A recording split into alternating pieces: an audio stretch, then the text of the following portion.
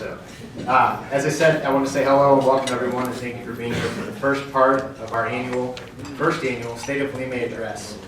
We are very pleased and very excited to be able to present this valuable information to you, so that you have the opportunity to understand our community's past and present in an effort to move forward together with strategic goals and concrete plans to attain those goals. Today's agenda, we will cover a lot of information in a very short period of time. First, we will present a short history of Lemay.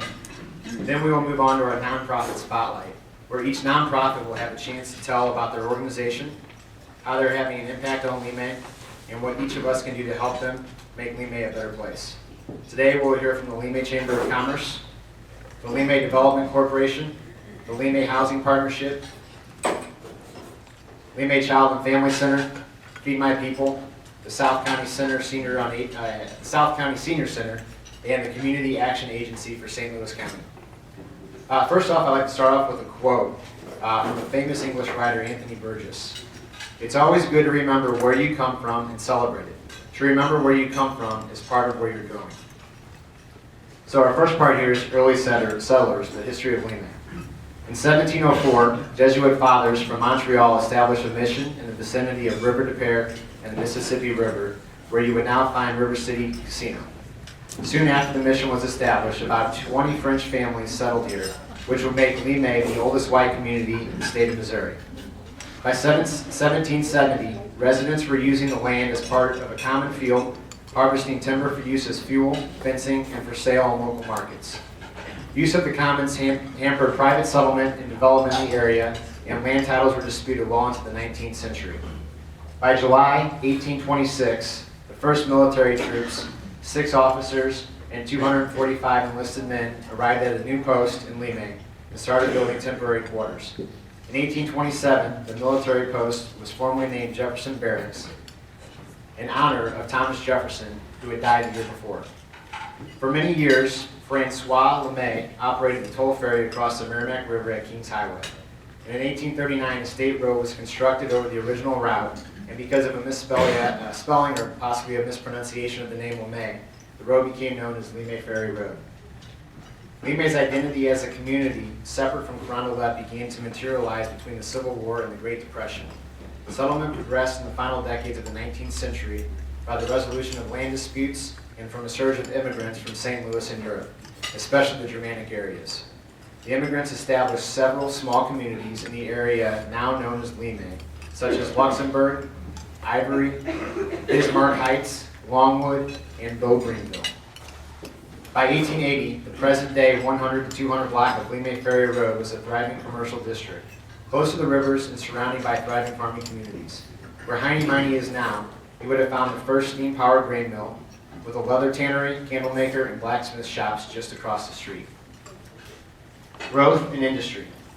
Development continued between 1880 and 1920 with the start of industrial development such as the National Brick and Quarry Company and Stubb Brothers Bridge and Iron Company, new streetcar service to St. Louis, the formation of various civic improvement associations, the creation of volunteer fire departments, the opening of a local bank, and the establishment of local schools and churches.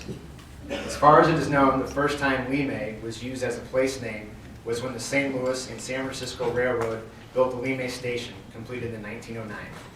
As late as 1930, Luxembourg, Dewey Heights, Longwood, and Point Breeze were still primarily used for local identification.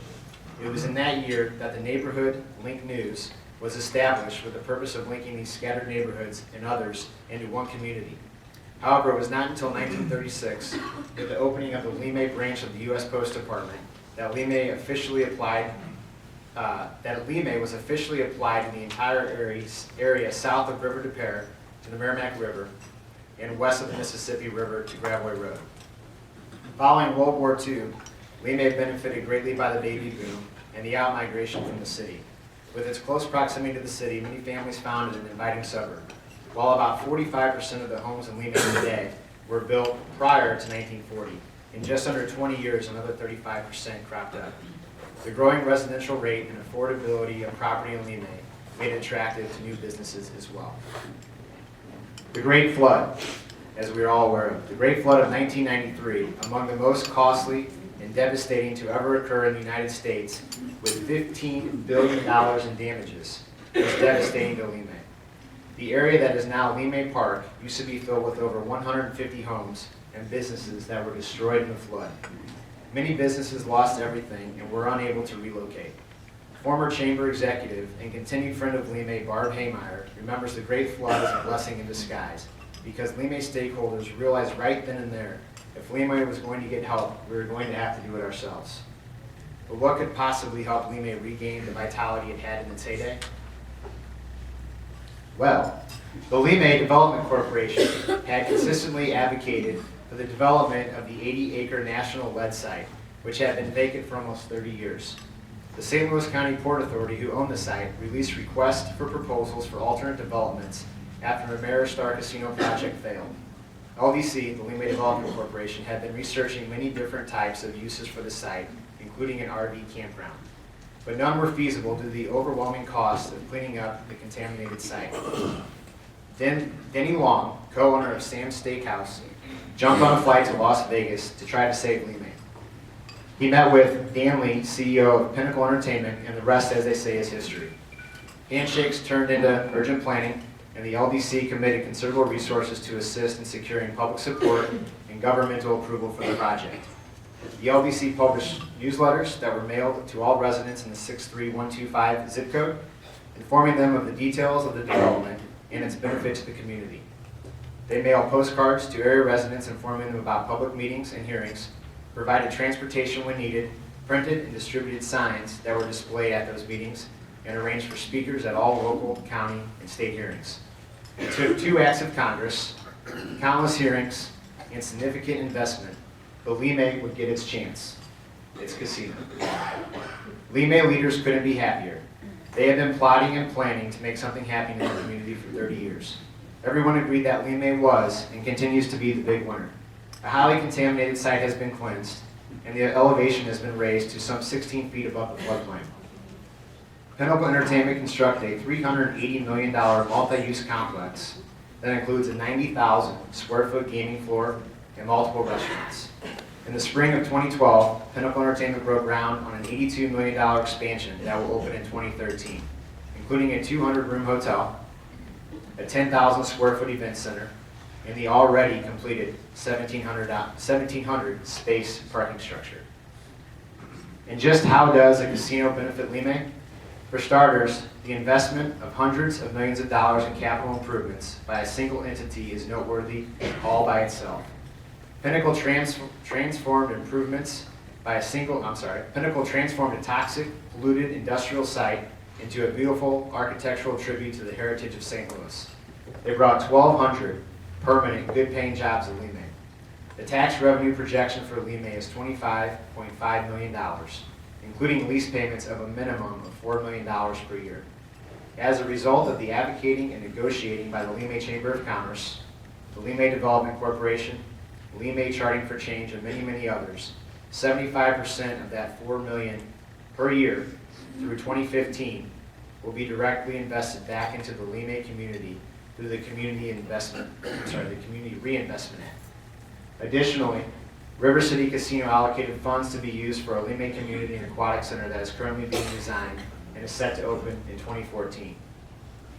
The Community and Reinvestment Fund has awarded grants to the following entities to date. And as you can see, there are a significant amount of people who have benefited from the Reinvestment Act. And while we don't have time to hear from everybody today, we would like to focus on a few of the special nonprofits that are helping make Lemay a better area.